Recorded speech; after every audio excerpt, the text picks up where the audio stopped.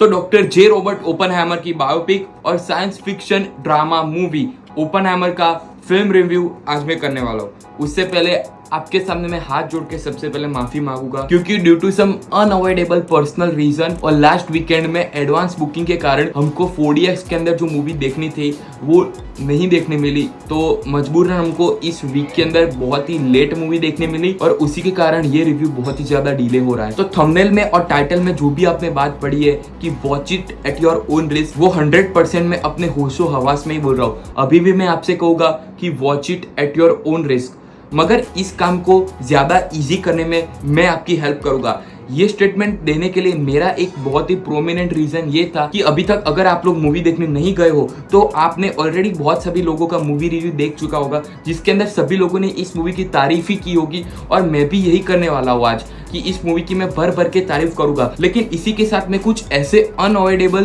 Points आपके सामने रखूंगा जिसको आप लोग जितना जल्दी समझ सको उतना जल्दी समझ लो, तो वो आपके मूवी एक्सपीरियंस को और ज्यादा इंप्रूव कर देगी। तो मैं सबसे पहले कुछ ऐसे पॉइंट्स बता दूं जो कि हर एक ऑर्डिनरी पर्सन को समझना बहुत ही जरूरी हो जाता है। सबसे पहले मैं आपको बताऊंगा न्यूक्लियर फिजन के बारे में। न्यूक्लियर फिजन एक ऐसी प्रक्रिया है जहां पे कोई भी XYZ परमाणु या फिर एटम को कोई भी हाई स्पीड पार्टिकल या फिर आप एक कण या फिर एक मटेरियल समझ सकते हो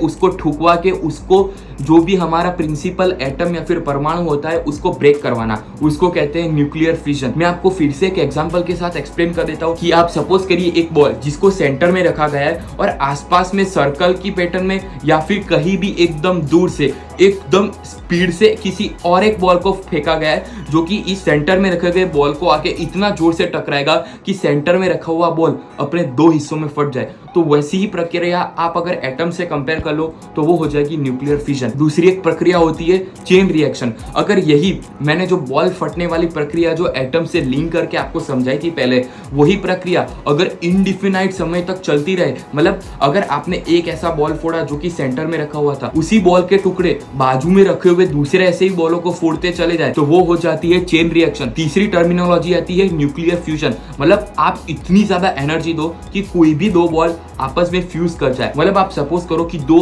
बहुत ही बड़े बड़े दो मेटल के बॉल है, आपने उन दोनों को इतना टेम्परेचर और एनर्जी देके गर्म किया कि वो दोनों पिघल के एक दूसरे में मिल गए। तो आप वैसा ही सिचुएशन कंपेयर करो एटम के साथ कि इतनी ज्यादा लार्ज अमाउंट ऑफ एनर्जी आप लोगों ने प्रोवाइड की कि दो एटम एक साथ जुड़ गए जो कि बहुत ही ज्यादा रिएक्टिव होते। ये बात आप मूवी के अंदर as a hydrogen bomb nuclear fission की तरह देखोगे। मूवी के अंदर कुछ और एक ऐसी आपको साइंस टर्मिनोलॉजी देखने मिलेगी जैसी कि आइसोटोप, जिसका मतलब मैं ब्रॉडली बताऊं तो कि एक एटम के इसके सिमिलर टाइप के कई डिफरेंट वेरिएबल्स, उसको हम आइसोटोप कहते हैं। तो ये सब तो थी कुछ ऐसी इंपॉर्टेंट साइंस की चीजें जिसको आपने एकदम अच्छे से अगर समझ लिया तो आपका मूवी एक्सपीरियंस बहुत ही ज्यादा सिग्निफिकेंटली इंप्रूव हो जाएगा। अगर मेरी बात आपको समझ में अभी भी नहीं आई हो तो आप विकिपीडिया पे जाके इन सभी पॉइंट्स को रीड कर लेना। अगर आपको वहां पे समझ में आ गया तो अब ये मूवी डेफिनेटली आपके लिए एक वर्थ वॉच हो जाएगी। लेकिन मैं कुछ ऐसे पॉइंट्स के बारे में डिस्कस करूंगा कि जो कि मूवी के लिए बहुत ही इंपॉर्टेंट थे। फर्स्ट ऑफ ऑल कि इस मूवी के अंदर एक भी सिंगल एक्शन सीक्वेंस नहीं है। तो आप लोग ऐसा दिमाग में लेके बिल्कुल भी मत जाना कि अगर मूवी के अंदर हमको कुछ भी समझ में नहीं आया तो एक्शन देख के हम लोग सेटिस्फाई हो जाएंगे। इस मूवी के अंदर एक भी एक्शन सीक्वेंस नहीं है। ये इस मूवी के अंदर भर भर के पॉलिटिकल ड्रामा डाला गया है, जो कि आप अगर ऑर्डिनरी पीपल हो और आपको यूएस पॉलिटिक्स की या फिर यूएस हिस्ट्री का कुछ भी पता नहीं है तो आप अगर लेम भी जाके उधर बैठ जाओगे तो भी आपको समझ में आएगा। दूसरा पॉइंट ये है कि इस मूवी के अंदर कई सारे ग्रेटेस्ट साइंटिस्ट के बारे में डिस्कशन किया गया है, जिनके नाम आपको मैं डिस्प्ले करवा देता हूँ। अगर आप लोग इनके बारे में थोड़ा भी हाईलाइट पढ़ के जाओगे तो मूवी के अंदर जब भी ये कैरेक्टर अपीयर हो गए आप लोग उनके बारे में भी बहुत ही अच्छे से समझ पाओगे, जिसके अंदर बहुत ही इंपॉर्टेंट हो जाता है अपने अल्बर्ट आइंस्टाइन। और अगर आपने ट्रेलर भी देखा हो तो आपने एक चीज जरूर से नोटिस की होगी कि कुछ शॉट्स इस मूवी के ब्लैक एंड व्हाइट है और कुछ शॉट्स इस मूवी के नॉर्मल कलर के अंदर प्रेजेंट किए गए। तो वो चीजें क्या सिग्निफाई करती है वो भी मैं आपको बता देता हूँ कि जो ब्लैक एंड व्हाइट सीक्वेंसेस है या फिर जितने भी इवेंट्स हमको इस मूवी के अंदर देखने मिले चले गए वो एक्चुअली हैपन हुए और वो बिल्कुल भी इमेजिनेबल नहीं है। इसका मतलब ये है कि ये मूवी जिस बुक से बनाई गई है, मतलब कि अमेरिकन प्रोमीथियस से बनाई गई है, उसके अंदर मेंशन किए जो भी हूबहू हिस्टोरिकल इवेंट्स है उसको जब भी डिस्प्ले किया जाएगा वो हमेशा ब्लैक एंड व्हाइट सीक्वेंस के तौर पे अपीयर होंगे और जितने भी कलरेबल या फिर नॉर्मल सीन्स है वो डायरेक्टर या फिर स्क्रीन राइटर या फिर जो भी राइटर होगा इस फिल्म का उसकी थिंकिंग के ऊपर बेस होगा कि ऐसे ऐसे इवेंट्स पास्ट के अंदर हुए होंगे जिसके कारण हमको ये सीक्वेंसेस देखने मिली हुई होगी। तो वो जितने भी कलर्ड सीक्वेंसेस है वो राइटर की या फिर डायरेक्टर की या फिर स्क्रीन राइटर की वो खुद की इमेजिनेशन थिंकिंग और अमेरिकन प्रोमीथियस के अंदर जितने भी थिंकेबल या फिर रियल सीक्वेंसेस लिखी गई है पे बेस होगी। और मूवी के अंदर भी आपको कई सारे डिफरेंट सिचुएशन और सीक्वेंसेस दिखाई जाएगी। तो उसके बारे में भी आपको मैं बता देता हूँ कि मूवी के अंदर हमको principally Robert Downey junior, Cillian Murphy,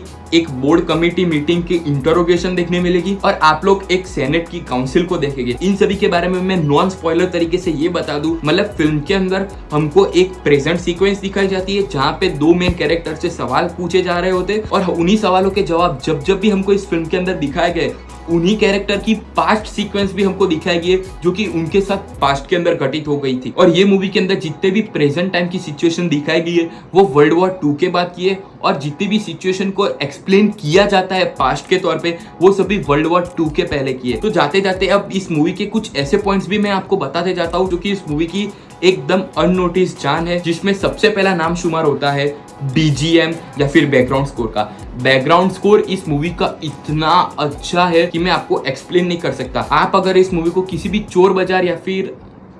समझ गए होंगे आप लोग कि मैं किसके बारे में रिफर कर रहा हूँ, तो आप अगर उस प्लेटफॉर्म से देखने की सोच भी रहे हो तो वो आप बिल्कुल भी मत करना। आप जाके इसका एक परफेक्ट थियोरेटिकल एक्सपीरियंस जरूर से लेना, ये वर्थ वॉच है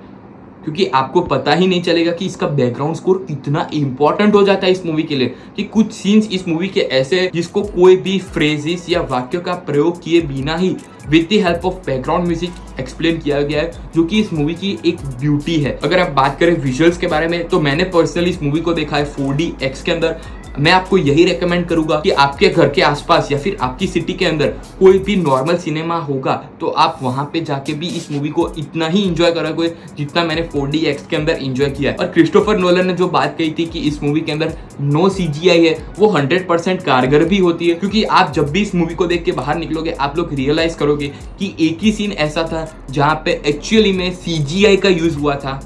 हाँ, मतलब क्रिस्टोफर नोलन ने हमसे एक बात के लिए झूठ बोला था कि एंड में कुछ ऐसी सीक्वेंसेस है जहाँ पे डेफिनेटली उन्होंने CGI का यूज किया था, बाकी पूरी की पूरी फिल्म के अंदर कहीं पे भी एक भी VFX या फिर CGI का यूज नहीं किया। मतलब जहाँ पे भी आपको बॉम्बार्डिंग या फिर बॉम्ब फूटने वाले सीन्स या फिर ओपनहाइमर जब भी थॉट करेंगे वो जितने भी सीन्स हमको दिखाए गए वो सभी मैग्नीशियम फ्लेयर्स या फिर एक्चुअली स्मॉल ब्लास्ट का यूज करके उनको क्रिएट किया गया है। बात करें मूवी के अंदर जितने भी एक्चुअल थिंग्स दिखाई गई हमको वो इतनी ज्यादा ऑथेंटिक लगती है। मतलब एक सीन ऐसा है इंटरवल के बाद जहाँ पे एक इतना बड़ा ब्लास्ट होता है और उसका साउंड इफेक्ट या फिर उसका एक्चुअल साउंड हम लोग कैसे फील करते हैं उसका हूबहू रिप्रेजेंटेशन हमको दिया गया है कि मतलब एक्चुअल ब्लास्ट जहाँ कहीं पे भी साइड पे हो रहा होता है वहां से नॉर्मली लोग बहुत ही ज्यादा दूर होते हैं, तो वहां पे साउंड या फिर साउंड की वेव्स या फिर शॉक वेव्स को रीच करने में कितना ज्यादा टाइम लगता है और वो कितना ऑथेंटिक हमको फील होता है उस मूवी के अंदर, उसका एक्सप्लेनेशन मैं आपको अपने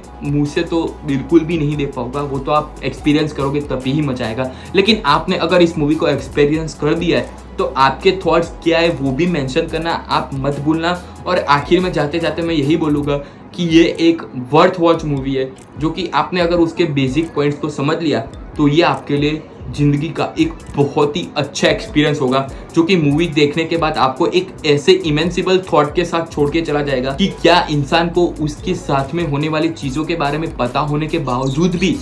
वो उसको नहीं रोकता, क्योंकि वो जानता है कि उसने अगर उस चीज़ों को रोक दिया तो उसकी लाइफ इनडायरेक्टली ख़त्म हो जाएगी।